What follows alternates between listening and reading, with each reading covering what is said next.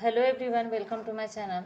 आज हम लेकर के आए हैं बिहार जीके से बहुत ही महत्वपूर्ण क्वेश्चन, जिसमें आज का हमारा पहला क्वेश्चन है बिहार का अक्षांशीय और देशांतर विस्तार कितना है। तो बिहार का अक्षांशीय और देशांतर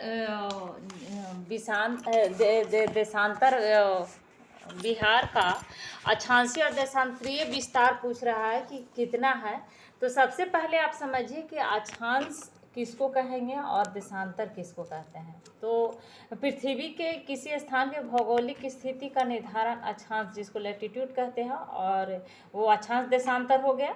और लॉन्गिट्यूड यानी लैटिट्यूड और लॉन्गिट्यूड देशांतर रेखाओं द्वारा इसको किया जाता है, इंगित किया जाता है। पृथ्वी की किसी भी स्थान की भौगोलिक स्थिति को अगर निर्धारित करते हैं तो उसको दो रेखाओं द्वारा, अक्षांश रेखा और देशांतर रेखा, लॉन्गिट्यूड और लैटिट्यूड रेखा जिसको अक्षांश रेखा कहते हैं, और लॉन्गिट्यूड रेखा जिसको देशांतर रेखा कहते हैं। तो इन दो रेखाओं द्वारा ही व्यक्त किया जाता है किसी पृथ्वी की किसी स्थान की भौगोलिक स्थिति को निर्धारण करने के लिए दोनों रेखा के द्वारा इसको, इस दोनों रेखाओं के द्वारा निर्धारित किया जाता है।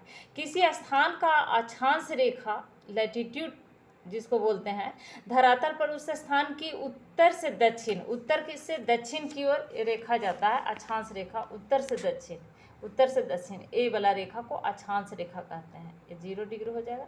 और तो ए वाला रेखा अक्षांश रेखा हो गया। उत्तर से दक्षिण की स्थिति को ये बताता है अक्षांश रेखा। और किसी स्थान का देशांतर रेखा जिसको लॉन्गिट्यूड कहते हैं, धरातल पर उस स्थान की पूर्व से पश्चिम के स्थिति को दर्शाता है, पूर्व से पश्चिम की ओर जाता है, तो इसको बोलते हैं देशांतर रेखा, लॉन्गिट्यूड। और जो पूर्व से पश्चिम की स्थिति को प्रदर्शित करते हैं। 0 डिग्री यहाँ पर होगा इक्वेटर, और 23.5 डिग्री पर कर्क रेखा उत्तरी अक्षांश में, और मकर रेखा दक्षिणी अक्षांश में 23.5 डिग्री पर। तो इस तरह से, और यहाँ नॉर्थ पोल 90 डिग्री पर और साउथ पोल 90 डिग्री पर साउथ की ओर। तो इस तरह से देशांतर और अक्षांश रेखा हो गया। तो यहाँ पूछ रहा है कि बिहार का अक्षांशीय और देशांतरीय विस्तार कितना है।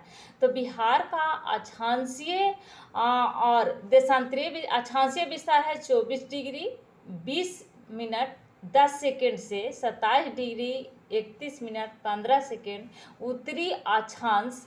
और देशांतरीय विस्तार है 83 डिग्री 19 मिनट 50 सेकेंड से 88 डिग्री 17 मिनट 40 सेकेंड पूर्वी देशांतर के मध्य स्थित है बिहार का अक्षांशीय और देशांतर विस्तार। नेक्स्ट क्वेश्चन है, क्षेत्रफल की दृष्टि से बिहार का भारत में कौन सा स्थान है। क्षेत्रफल की दृष्टि से पूछ रहा है। तो क्षेत्रफल की दृष्टि से बिहार का स्थान भारत में 12वां स्थान है बिहार का स्थान, और जनसंख्या के दृष्टि से तीसरे नंबर पर है। सोच लीजिए, जनसंख्या की दृष्टि से बिहार का स्थान भारत में तीसरे नंबर पे है, और क्षेत्रफल के दृष्टि से 12वें नंबर पे है। सोचिए जनसंख्या कितना काफ़ी है।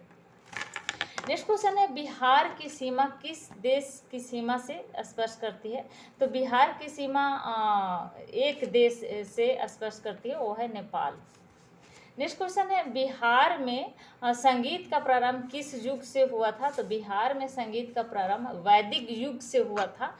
वैदिक युग कौन सा युग होगा। तो 1500 ईसा पूर्व से 500 ईसा पूर्व का जो समय हुआ उसी को वैदिक युग कहा जाता है। 1500 ईसा पूर्व से 500 ईसा पूर्व का जो काल हुआ उसको वैदिक काल कहा जाता है। तो बिहार में संगीत का प्रारंभ किस युग से हुआ, किस काल से हुआ। तो वैदिक काल से हुआ है। नेक्स्ट क्वेश्चन है, बिहार का मिथिलांचल वर्तमान में किस शैली के कारण विश्व प्रसिद्ध हो गया है। तो बिहार का मिथिलांचल मधुबनी शैली के कारण प्रसिद्ध हो गया है। मधुबनी शैली, तो मधुबनी शैली है क्या। मधुबनी शैली बिहार के दरभंगा, पूर्णिया, सहरसा, मुजफ्फरपुर, मधुबनी और नेपाल के कुछ क्षेत्रों की प्रमुख कला है। प्रारंभ में जो शैली था, मधुबनी शैली था, प्रारंभ में रंगोली के रूप में रहने वाली शैली था, और यह कला धीरे धीरे आधुनिक रूप में कपड़ों पर, उसके बाद दीवारों और कागज पर उतर आई। मधुबनी शैली का इस चित्र में खास तौर पर कुल देवता का भी चित्रण होता है। मधुबनी शैली में हिंदू देवी देवताओं का तस्वीर, प्राकृतिक नज़ारे जैसे सूर्य, चंद्रमा, धार्मिक, ये सब प्राकृतिक नज़ारे को उसमें इस तरह का दृश्य देखने को मिलता है मधुबनी शैली में। नेक्स्ट क्वेश्चन है, बिहार राज्य भाषा विभाग द्वारा प्रदत्त चाणक्य पुरस्कार किस विद्या के लिए दिया जाता है? तो चाणक्य को आप लोगों ने जाना होगा, विष्णुगुप्त इनका मेन नाम है, मेन नाम था चाणक्य का। और ये जो चाणक्य थे ये मौर्य काल में मौर्य साम्राज्य के संस्थापक चंद्रगुप्त मौर्य के दरबार में रहा करते थे, और उसके समय में ये प्रधानमंत्री थे चंद्रगुप्त मौर्य का। तो और इनका नाम मेन नाम गुप्त था। तो इन्हीं के नाम से ये जो पुरस्कार चाणक्य पुरस्कार था, इसी के नाम से था, मिलता है। तो राजनीति शास्त्र, बिहार राज्यसभा विभाग द्वारा प्रदत्त चाणक्य पुरस्कार किस विद्या के लिए दिया जाता है? राजनीति में पूरा पारंगत है ये चाणक्य, तो ये राजनीति शास्त्र में दिया जाता है। नेक्स्ट क्वेश्चन है, बिहार में सिखों का पवित्र तीर्थ स्थल कहाँ पे है? तो ये पटना में है सिखों का पवित्र तीर्थ स्थल पटना। तो बिहार में सिखों का पवित्र तीर्थ स्थल पटना में पाटन साहब, पटना शहर में स्थित सिख आस्था से जुड़ा एक ऐतिहासिक दर्शनीय स्थल है ये पटना। और यह सिखों के 10वें गुरु गोविंद सिंह का जन्म स्थल है। गुरु गोविंद सिंह का जन्म यहीं हुआ था, पटना में ही, 26 दिसंबर 1666 ईस्वी में।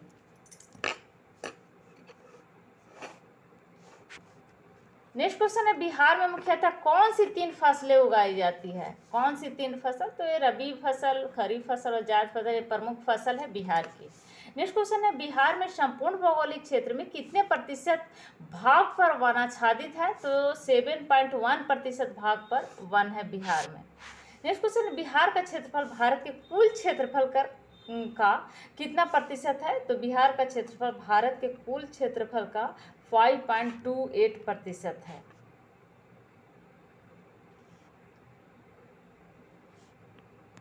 नेक्स्ट क्वेश्चन है, बिहार किस गौरवमयी साम्राज्य का स्थान रहा है? तो मगध, बिहार का गौरवमयी स्थान रहा है मगध बिहार का गौरवमयी स्थान। तो बिहार किस गौरवमयी साम्राज्य का स्थान रहा है? तो मगध बिहार का गौरवमयी स्थान रहा है। मगध का उत्थान का कारण था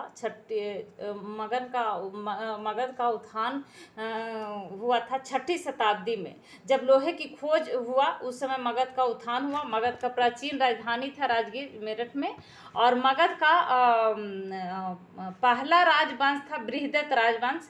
मगध का वास्तविक उत्थान हर्यक वंश के समय में हुआ। हर्यक वंश के राजा जैसे बिंबिसार था, अजातशत्रु और उदयन ने ही पटना शहर को बसाया था और राजधानी बनाया था, तो वही मगध था। नेक्स्ट क्वेश्चन, किस आक्रमणकारी ने बिहार पर किए गए आक्रमण के दौरान नालंदा विश्वविद्यालय को नष्ट किया था? तो बख्तियार खिलजी ही था जिसने नालंदा विश्वविद्यालय को नष्ट किया था। बख्तियार खिलजी कुतुबुद्दीन ऐबक का सेनापति था। तो कुतुबुद्दीन ऐबक ने बख्तियार खिलजी को जो उसका सेनापति था उसको बिहार की तरफ अभियान करने के लिए भेजा था, और खिलजी बड़ी तेजी से आगे बढ़ता गया और जो भी रास्ते में आया, गांव, कस्बे, शहर जो भी आया उसको उजाड़ करके वीरान कर दिया था। देखते देखते उसने बिहार पर भी अधिकार कर लिया, और उन दिनों बिहार में नालंदा और विक्रमशिला विश्वविद्यालय जो था अपने चरम सीमा पर था, चरम स्थिति में था, और जिसको उसने जलाकर राख कर दिया और खाक बना दिया उसको। तो ये बख्तियार खिलजी था जिसने नालंदा के प्रसिद्ध विश्वविद्यालय को जला दिया था, नष्ट कर दिया था। नेक्स्ट क्वेश्चन है, बक्सर का युद्ध।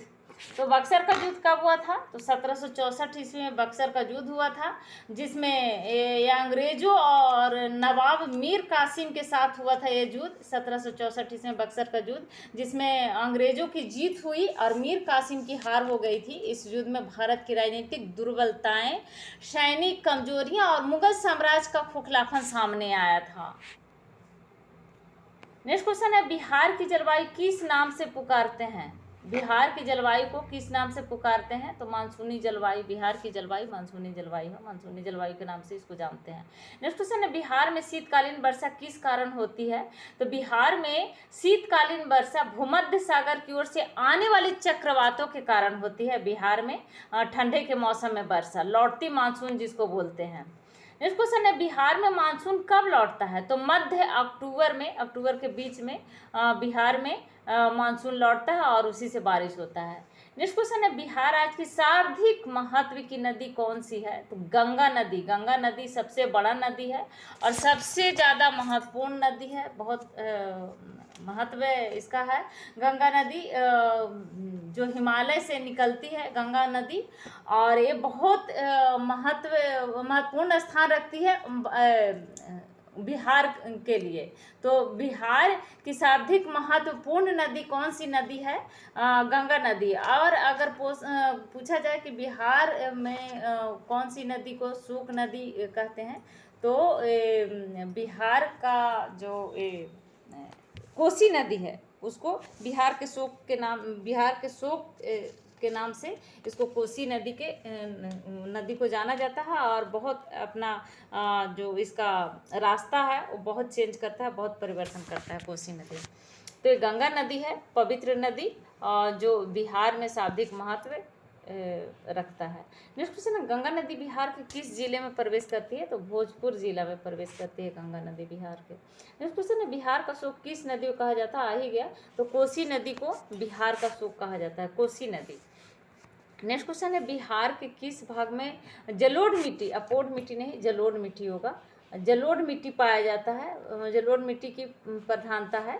तो ये जलोढ़ मिट्टी गंगा के उत्तरी मैदान में, जो गंगा द्वारा नदियों द्वारा बहा करके लाया जाता है, और जो अवशेष उसको बिछा करके जो मैदानी इलाका बनता है उसी को जलोढ़ मिट्टी कहता है। मतलब जल के द्वारा बहा ला करके अवशिष्ट पदार्थ से जो मिट्टियाँ हुई उसी को जलोढ़ मिट्टी कहता है। बहुत ज़्यादा उपजाऊ मिट्टी होता है। तो गंगा के उत्तरी मैदान ये जलोढ़ मिट्टी वाला मैदान है, और यहाँ बहुत उपज होती है क्योंकि ये जलोढ़ मिट्टी बहुत उपजाऊ मिट्टी होती है। तो ये थे आज के हमारे बिहार जीके से बहुत बहुत महत्वपूर्ण क्वेश्चन। तो अगर अभी तक आपने इस चैनल को सब्सक्राइब नहीं किया है तो प्लीज़ इस चैनल को सब्सक्राइब करें, साथ में लाइक एंड शेयर भी ज़रूर करें। Thank you.